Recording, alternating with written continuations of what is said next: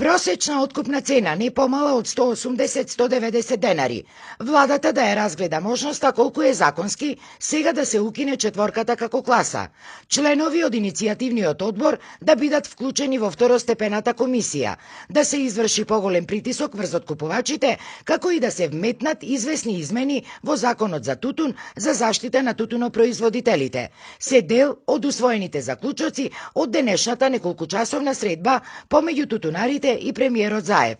Оваа средба беше четврт обид, а последна надеж за тутунарите, за конечно разрешување на проблемите со годинашниот откуп на тутунот, а кој тутунарите го оценуваат како повеќе од катастрофален.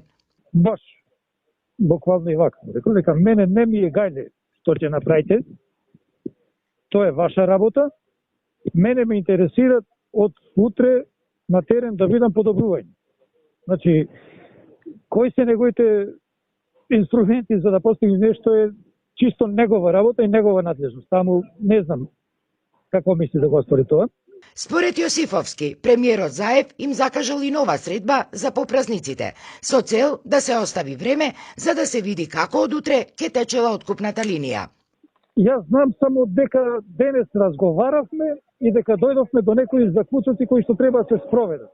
Колку тоа ќе се спроведи, пак не е во мојта на иницијативниот одбор, сето тоа останува во надлежност на ресорното министерство и во надлежност на премиерот.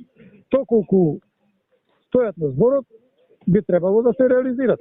Доколку нешто не се реализира, значи дека имаме работа со слаби луѓе.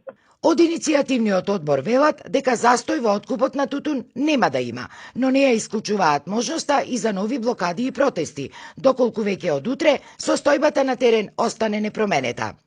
Инаку, според реакциите на социјалните мрежи, тутунарите и денеска не беа задоволни од откупната линија, па голем број од нив, револтирани од ниските откупни цени, тутунот или си го враќале назад, или го оставале за нова проценка да изврши второстепената комисија.